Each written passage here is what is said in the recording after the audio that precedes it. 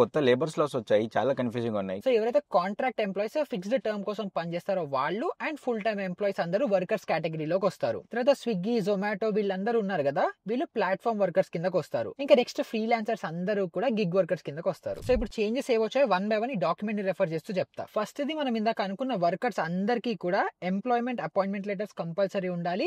వాళ్ళు ఏ టైంకి రావాలి, ఏ టైంకి వెళ్ళాలి, లీవ్స్ ఏంటి, వాళ్ళ కెరియర్ లాడర్ ఏంటి అన్ని క్లియర్ గా ఉండాలి, ట్రాన్స్పరెంట్ గా ఉండాలని చెప్తున్నారు. ఇంకా నెక్స్ట్ సోషల్ సెక్యూరిటీ, ఇది చాలా ఇంపార్టెంట్. స్క్రీన్ మీద కనిపిస్తున్న ప్రతి ఒక్కరికి పిఎఫ్ అవ్వచ్చు, ఇన్సూరెన్స్ అవ్వచ్చు, ఈసీఐఎస్ అవ్వచ్చు, మిగతా అన్ని సోషల్ సెక్యూరిటీ అన్ని బెనిఫిట్స్ రావాలి. ఇంకా next the minimum wage. So ఇందాక వర్కర్ కేటగిరీలో ఉండే ప్రతి ఒక్కరికి కూడా వాళ్ళ ఇండస్ట్రీ ప్రకారము మినిమం వేజెస్ ఎంతైతే గవర్నమెంట్ సెట్ చేస్తుందో అంత మాక్సిమం ఇవ్వాలి.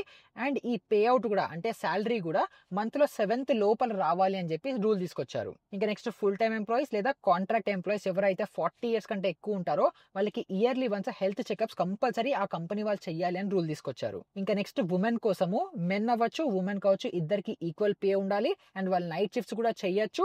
అండ్ దానికి సరిపడా సేఫ్టీ ప్రోటోకాల్స్ లేకపోతే వాళ్ళ కన్సెంట్ అన్ని కూడా తీసుకోవాలని న్యూ రూల్స్ వచ్చాయి. ఇంకా మొత్తం అందరు వర్కర్స్ కి ఒక సింగిల్ యూనిఫైడ్ ప్లాట్ఫామ్ ఉండాలి రిజిస్ట్రేషన్ కోసం అని కూడా తీసుకొస్తున్నారు. ఇప్పుడు ఇది పనిచేసే అందరికీ ఒకటే రూల్సా? సో అందరు ఇది ఒక్కటే చూస్తున్నారు, కానీ కింద ఉండే ఇంకొన్ని టర్మ్స్ అండ్ కండిషన్స్ ఉన్నాయి. అందులో మేజర్ గా మనం చూసుకుంటే గ్రాట్యుటీ ఏదైతే ఉందో ఇంతకు ముందర 5 years ఉండేది, ఇప్పుడు 1 year కి చేసేసారు. ఇంకా అదొక్కటే కాకుండా ఇక్కడ డిఫరెంట్ డొమైన్స్ ని బట్టి ఎంఎస్ఎంఈ, బీడీసీ గారు, తర్వాత audio visual, digital media works, mine workers అని చెప్పి ఇలా ఒక్కొక్క కేటగిరీకి కొన్ని కండిషన్స్ అనేవి ఇచ్చారు. సో మీరు ఏ కేటగిరీలో ఉంటున్నారో చూసుకొని ఆ కండిషన్స్ మీకు అప్లై అవుతా లేదో చెక్ చేసుకోవడం చాలా ఇంపార్టెంట్.